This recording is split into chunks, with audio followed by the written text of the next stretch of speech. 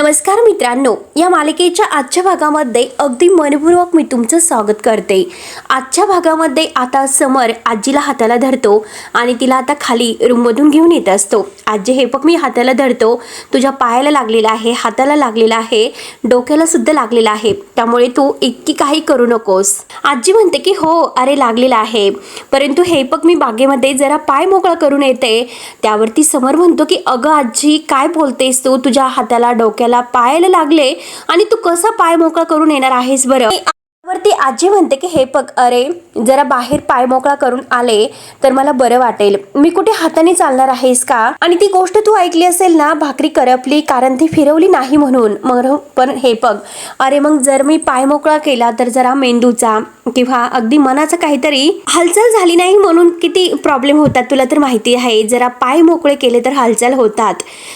पण दोन पाऊल जर जास्त म्हणजे मोकळे हवेत चालले तर मन सुद्धा प्रसन्न राहील आणि पाय सुद्धा मोकळे होतील। त्यावरती समर म्हणतो की हे बघ ते सर्व ठीक आहे, आता तुला आराम करण्याचा आहे, त्यामुळे तू नंतर बरी झाल्यानंतर कुठे फिरायचं तिकडे फिर। त्यावरती आजी म्हणते की अरे हे बघ माझी झाडं आहेत ना, त्यांना मी जर बघितलं नाही दिवसातून किंवा सकाळी तर ती माझी बाळ आहेत, मला कसं मन प्रसन्नच वाटत नाही, खूप काळजी वाटते त्यांची। तेव्हा आता समर म्हणतो की आता ह्या बाळाचं ऐकशील का, बाहेर खूप ऊन आहे आणि उन्हात मात्र बाहेर चालायला तू जायचं नाही, संध्याकाळी तू जा, हवं तर मी सुद्धा तुझ्या सोबत येईल, परंतु आता नको जाऊस। त्यावरती आजी म्हणते की हे बघ अरे मला आत्ताच जावंसं वाटतं। तर आता समर म्हणतो की आजी आपला इतका मोठा हॉल आहे त्यामध्ये तू चालू शकतेस, हे बघ तुला वॉक करायचं आहे ना, चल मग आता मी तुला हाताला धरतो, मी तुला हाताला धरून चालवतो म्हणून तो तिला हॉलमध्ये घेऊन येतो आणि बसवतो। आणि आता तेवढ्याच स्वानंदी ही नलिमा मावशीला आता बाहेरून घेऊनच येते। आता आजी म्हणते की बघ ना ग स्वानंदी, हा आहे ना तुम्हाला वॉकला घेऊन जात नाही आणि जाऊन सुद्धा देत नाही। तेव्हा आता समोर निलिमा मावशीकडे बघत असतो। स्वानंदी म्हणते की हे बघा आजी आपण चालायला तर जाऊयात, पण त्या अगोदर मात्र माझं एक खूप महत्त्वाचं काम आहे, तर ते काम झाल्यानंतर आपण नंतर जाऊया। त्यावरती आता समर विचारतो की कसलं काम आणि इतक्या सकाळी सकाळी तुम्ही कुठे जाऊन आलात आणि जे हवं होतं ते झालं का। त्यावरती स्वानंदी म्हणते की हो माझं काम तर झाले, मला जे हवं होतं ते मिळाले आणि तेच तर मी तुम्हाला दाखवायला आले होते आणि मला तुमच्याशी बोलायचं सुद्धा आहे। त्यावरती समर म्हणतो की माझ्याशी नक्की तुम्हाला काय बोलायचं आहे। स्वानंदी म्हणते की अहो सांगते, सगळं काही सांगते, अगोदर मात्र आपण सगळ्यांना इथे बोलावून घेऊयात। तेव्हा आता लगेच स्वानंदी नारायण दादा यांना आवाज देते, काकू यांना सगळ्यांना आवाज देत असते। स्वानंदी म्हणते की अहो सांगते फक्त त्यांना येऊन द्या। त्यावरती आता सगळेजण येतात। समोर म्हणतो की ठीक आहे, सगळेजण आले, आता जमा झालेला आहे, त्यामुळे सांगा तुम्हाला काय सांगायचं आहे। तेव्हा स्वानंदी गप्पच असते। तर समोर पुन्हा म्हणतो की अहो सांगताच ना, नक्की काय आहे, काय सांगणार आहात तुम्ही। त्यावरती आता लगेच स्वानंदी म्हणते की आनंददादांच्या विषय आहे आणि तेवढ्यात अर्पिता लगेच रागाने म्हणते की स्वानंदी अगं झालं का तुझं आता पुन्हा सुरू, आणि तुला कळत नाही का अगदी त्याचा जर विषय काढला तर दादाला किती त्रास होत असतो आणि तरी सुद्धा तू सारखं त्याचा विषय का घेतेस, तुला असं हवं आहे की दादाला सतत त्रास व्हायलाच हवा आहे। आता मलिका म्हणते की स्वानंदी हे बघ मी तुला आतापर्यंत काही बोलले नाही, पण तरी सुद्धा अजून तुला ते विश्वासघातकी माणसाचा इतका विश्वास आहे आणि त्याने आपल्या समरला इतका मोठा धोका दिला, आता समरला त्याचा किती मोठा धक्का बसलेला आहे, तरी सुद्धा तू त्याच्या संपर्कात आहे का। त्यावरती स्वानंदी आता सगळं काही ऐकून घेते आणि म्हणते की तुमचं बोलून झालं का आणि आता मात्र मी बोलायला सुरुवात करू का। त्यावरती आता अंशुमन लगेच नको असं म्हणतोय, त्यांच्याविषयी तू जर बोलणार असेल तर बोलू नको आणि मला माहिती आहे की नक्की आता दादा हे बघ त्याने मात्र त्या आनंदने वहिनीला येते मुद्दाम काहीतरी सांगून पाठवलेलं आहे। त्यावरती आता आजी त्या तिघांनाही शांत राहायला सांगते आणि जरा ऐकून घ्या तिचं ती काय म्हणते ते। आता स्वानंदी लगेच म्हणते की थँक्यू आजी आणि नारायणला लॅपटॉप आणण्यासाठी सांगते आणि तेवढ्यात मात्र आता लगेच निलिमा मावशी सुद्धा तेथेच आहे, ती तर घाबरूनच असते। आता नारायण दादा लॅपटॉप घेऊन येतात, लॅपटॉपला मात्र जेव्हा तो हार्ड ड्राईव्ह आहे तो जोडला जातो तेव्हा आता निलिमा मावशी त्यातून हार चोरत आहे, हे जेव्हा आता समोर दिसत आहे हे ऐकल्यानंतर मात्र आता हे बघितल्यानंतर मलिका, निलिमा आणि आता ही अंशुमन अर्पिता यांच्या पायाखालची जमीन सरकते। निलिमा मावशीला घामच फुटतो आणि मलिकाला सुद्धा। आता समोर जेव्हा हे बघतो तर त्याला इतका मोठा जबर धक्का बसलेला आहे, कारण आता हे झाले काय आणि आपण आनंदवर इतका मोठा आरोप केला कसा, हे केलं कोणी आणि आता हे नक्की झाले तरी काय। समोर मात्र आता हे सर्व काही बघितल्यानंतर निलिमा मावशीकडे पाहायला सुरुवात करतो अर्पिता अंशुमन खूपच घाबरतात. सगळेजण आता निलिमाकडे बघत आहेत. निलिमा घाबरतच इथून जायला निघते तर स्वानंदी म्हणते की निलिमा ताई अहो 1 मिनिट, हे बघा अहो थांबा, कुठे निघालात? आता निलिमा मावशी खूपच घाबरते आणि अगदी थरथर कापत असते. स्वानंदी तिच्या पुढून येते. हे बघा निलिमा मावशी, मला काही प्रश्नांची उत्तर हवी आहेत आणि ती उत्तर तुम्हाला द्यायची आहेत. तर मात्र आनंदातांच्या गाडीतून तो हार आहे तर तो मात्र तुम्ही काढून घेतला आणि तोच हार तुम्ही निकिता ताईंच्या पर्समध्ये टाकला, हे खरं आहे ना? आणि हे सगळं तुम्ही कुणाच्या सांगण्यावरून केले? आता मात्र निलिमा मावशी अगदी बारकाईने खाली बघत मलिकाकडे बघत असते. अर्पिता अंशुमन सगळेजण खाली मान घालतात आणि मलिका सुद्धा. जर आता तुम्ही खरी उत्तर नाही दिली तर मी आत्ताच्या आत्ता पोलिसांना बोलवेल. ऐकून मात्र निलिमा मावशी खूपच घाबरते आणि तेवढ्यात मात्र अर्पिता खूपच घाबरते. घाबरून मात्र अगदी हळूच ती मलिकाला म्हणते की मम्मा अगं हे आता तोंड तर उघडणार नाही ना?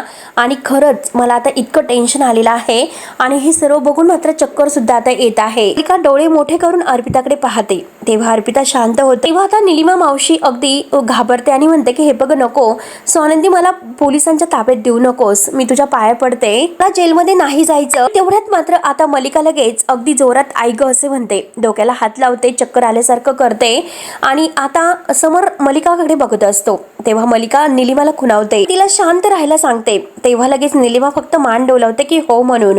स्वानंदी आता बघत असते आणि म्हणते की निलिमा ताई इकडे माझ्याकडे बघा, तुम्ही हे सर्व का केलंस असं विचारते. हे बघा मी केलं नाही याचं धाडस सुद्धा आता करू नका, कारण स्पष्टपणे इथे दिसत आहे की तुम्ही हार चोरलेला आहे म्हणून. त्यामुळे मात्र आता निलिमाला काय उत्तर द्यावं ते काही कळत नसतं. स्वानंदी म्हणते की हे बघा जे काही तुम्ही केलेलं आहे तर ते कबूल करा, ते सगळं काही खरं खरं सांगा, नाहीतर मी आत्ताच्या आत्ता येथे पोलिसांना बोलवे. तुम्हाला तर माहिती आहे मी हे करायला तयारच आहे, मी नक्की पोलिसांना बोलू शकते. तेव्हा लगेच निलिमा मावशी घाबरते आणि म्हणते की नका हो प्लीज, पोलिसांना बोलू नका आणि मला जेलमध्ये नाही जायचं. तेव्हा स्वानंदी रागानेच म्हणते की जे तुम्ही केलेलं आहे ना त्याबद्दल सगळं काही खरं खरं सांगा.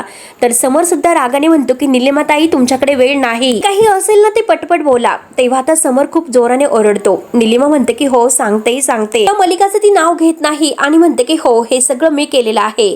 तेव्हा मात्र आता ती स्वतःवर आरोप घेते. आता सगळेजण बघतच असतात की नक्की हिने आता आरोप तिच्यावर का घेतला असेल. तीच तो हार पर्समध्ये ठेवला असं ती कबूल करते. तेव्हा लगेच समोर रागाने विचारतो की निलिमा मावशी तुम्ही काही सर्व असं केलं, म्हणजे आनंद आणि निकिता यांचा काही दोष नसताना त्यांनी काही सुद्धा केले नाही तरी सुद्धा तुम्ही केले आणि दोष मात्र त्यांच्यावर देता. तुम्ही का त्यांच्याशी असं वागलास? त्यांनी तुमचं काय बिघडवलं होतं? का तुम्ही असं वागलास? म्हणून समोर आता अगदी रागाने हे जाब मात्र आता ह्या निलिमा मावशीला विचारत असतो. तर निलिमा मावशी खोटं बोलते. निलिमा मावशी म्हणते की निकिताने आनंदने काही केले नव्हते, परंतु निकिताने माझा एक अपमान एकदा केला होता. आता ही खोटं बोलत आहे मुद्दा. तोच राग माझ्या डोक्यामध्ये होता म्हणून मी त्याचा असा सूड उगवला. आता हे ऐकल्यानंतर मात्र आता अर्पिता आणि मलिका अंशुमन मात्र थोडेसे थंडगार होतात, शांत होतात, म्हणजे त्यांच्या आता काही आरोप त्यांच्यावर आलेले नाहीत.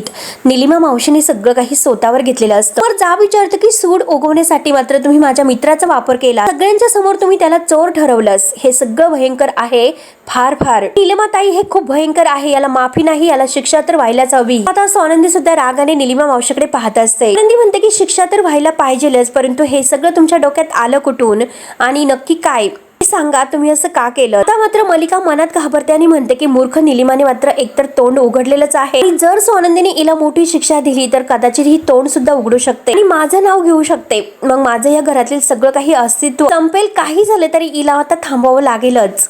समर आणि स्वानंदीला नाही सोडणार असं मला वाटतं. काहीतरी मला करावेच लागेल, नाहीतर सगळं काही माझ्यावर येईल.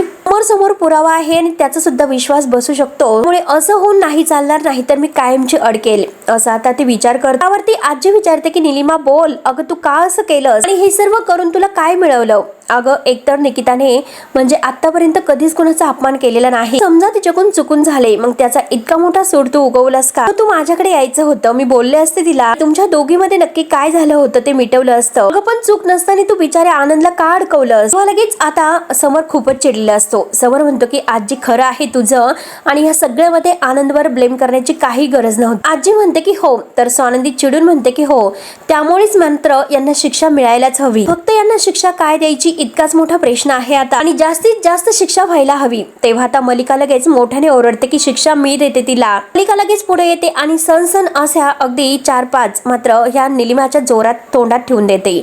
सगळेजण धक्क्याने पाहत असतात की मलिका इतकी रागावलेली आहे आणि आता तिने या निलिमाला खूप मारलेलं आहे आणि नालायक बाई, अगं तुला इतकं आमच्या घरामध्ये प्रामाणिकपणे म्हणजे सगळं काही वागवलं होतं, पण तरी सुद्धा तू असं सोडवलास आणि हे सगळं करून तू समर आणि आनंद यांच्या मैत्रीमध्ये फूट सुद्धा पाडली. जी मैत्री म्हणून तू या घरामध्ये आली होतीस आणि शेवटी घर भेदी निघाली. आणि का मी म्हणू नकोस, कारण ही बाई आहे तर माझ्यामुळे या घरामध्ये यायला लागलीस आणि माझ्यामुळे ती या घरामध्ये आली. ह्या सगळ्याला मात्र जबाबदार मी आहे. हे आनंद फक्त समरचा मुलगा नव्हता, तर तो अगदी माझा म्हणजे समर सारखा मुलासारखा होता. तरी सुद्धा आमच्या कुटुंबातील माणसाला स्वतःच्या स्वार्थासाठी तू इतका त्रास दिलास. जरा समर आणि आनंद यांच्या मैत्रीचा विचार करायला हवा होता. मैत्री म्हणून घेण्यासाठी सुद्धा मला लाज वाटते, कारण तुझ्या इतकी नालायक बाई मी आतापर्यंत पाहिली नव्हती. त्यामुळे बाद झालं. आता फक्त तुला एकच शिक्षा असेल. म्हणून आता मलिका खूप चिडलेली आहे. आजपासून मात्र तू या घरामध्ये पाऊल ठेवायचे नाही. आता आजी म्हणते की हिच्यामुळे आनंदचा मात्र या घरामध्ये अपमान झालेला आहे. तेव्हा लगेच सोनंदी म्हणते की मुळात मात्र त्यांना आता अशी शिक्षा मिळायला हवी. कुणाचाही अगदी आता असा विचार करताना मात्र हा वेळा ते विचार करतील. आणि आता मात्र ती अगदी जोराने ओरडते आणि म्हणते हिला तोंडाला काळं भाजायचं, म्हणून ती आता नोकराला काळं जे कलर आहे तर तो आणण्यासाठी ओरडते. आणि आता मात्र तुझं तोंड काळं केल्याशिवाय मी नाही राहणार, तुला आता तोंड काळं करणार. हे आमचा आनंद आहे ना, तो या घरातून अगदी खाली मान घालून गेला. अशी शिक्षा देणार आहे की ती कायम तुझ्या लक्षात राहील. म्हणून जोरात मलिका आता नारायणला आवाज देते की नारायण काळा रंग घेऊन ये. त्यानंतर आता इकडे आनंदला मात्र इतकं म्हणजे काय करू आणि काय नाही अशी त्याची गत झालेली असते, कारण आता त्याला खूप ट्रेस आलेला आहे. निकिता त्याला शांत राहायला सांगते, परंतु आनंद म्हणतो की नाही, आता काही झालं तरी मला मात्र खूप ट्रेस आलेला आहे आणि तुम्हाला 1 कप चहाचा घेऊन ये म्हणजे मला बरं वाटेल. तेव्हा लगेच आता निकिता म्हणते की अरे 4 कप झालेले आहेत. आणि हे आता मात्र सोनंदी वहिनीने तो हार्ड ड्राईव्ह आहे तर तो दाखवला असेल का, आणि आता त्याने बघितल्यानंतर तो कसा रिएक्ट होईल, काय होईल काहीच कळत नाही. आता सगळं इतकं आनंदला टेन्शन आलेलं आहे. सगळ्यात महत्त्वाचं म्हणजे समरने मात्र सोनंदी वहिनीचं बोलणं ऐकून घेतलं पाहिजे, ते पण शांतपणे. आणि तो सोनंदी वहिनीचं ऐकेल का, तर निकिता म्हणते की बहुतेक मला असं वाटतं की ऐकेल, कारण इतक्या दिवसाची मैत्री आहे, नक्की आता तो महत्त्व देईलच त्या मैत्रीला. हे तुला इतका ट्रेस येत असेल तर तू एखादी मालिका बघ बरं, बस बरं इथे खाली. आनंद म्हणतो की माझं मन नाही लागणार. त्यावरती आता निकिता म्हणते की चल मग तू भाजी कापून दे, चिरून दे. तर आता आनंद म्हणतो की माझं बोट कापलं तर तुला जर ट्रेस कमी करायचा असेल तर माझ्याकडे रामबाण उपाय आहे, तुला दाखवते चल. नंतर आता इकडे राजवाड्याच्या घरामध्ये नारायण मात्र काळा रंग घेऊन येतो. तेव्हा लगेच आता ही निलिमा मावशी आहे, तर निलिमा मावशी मात्र आता नको नको करत असते. प्लीज मी तुमची माफी मागते, हात जोडते, रडते. समर आणि सोनंदी मी तुमची माफी मागते, पण प्लीज तुम्ही असं करू नका.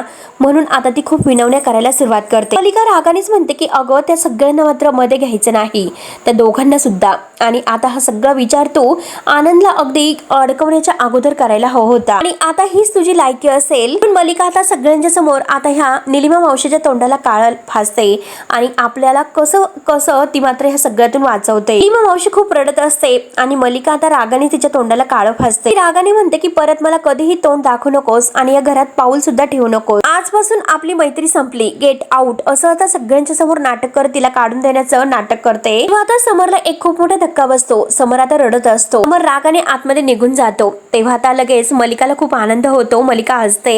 सोनंदी आता अगदी समरकडे बघते आणि मलिकाकडे पाहते. शिवन नाटक करत म्हणतो की वाव मॉम तू मस्त तोंड काळ केलं. अर्पिता सुद्धा म्हणते की मम्मा तू एकदम अगदी योग्य असं न्याय केलेला आहे, हिच्या बरोबर असंच व्हायला हवं होतं. आता आजी रागानेच त्या दोघांना म्हणते की मलिकाचं काय कौतुक करतात, सोनंदीचं कौतुक करा. परत एकदा ती सत्याच्या बाजूने उभी राहिली आणि नुसती उभा राहिली, सत्याच्या बाजूने ती उभी राहिली आणि सत्य आपल्या बाजूने आणलं. तेव्हा मात्र आता मलिका परत म्हणते की सोनंदी तुझ्यामुळे फक्त आज आनंद आणि आता निकिता एकत्र येऊ शकले, आणि आता मात्र समरला म्हणजे त्यांनी हे सर्व केलेलं नाही समजलं आणि ते सगळेजण आता एकत्र येतील. खरंच तुला म्हणजे तुझ्यामुळे हे शक्य झाले, म्हणून मुद्दाम आता सोनंदीचं कौतुक करत असते. तेव्हा आता मित्रांनो हा भाग येथे संपतो. पुढे नक्की काय होणार आहे हे बघायला विसरू नका. तोपर्यंत धन्यवाद.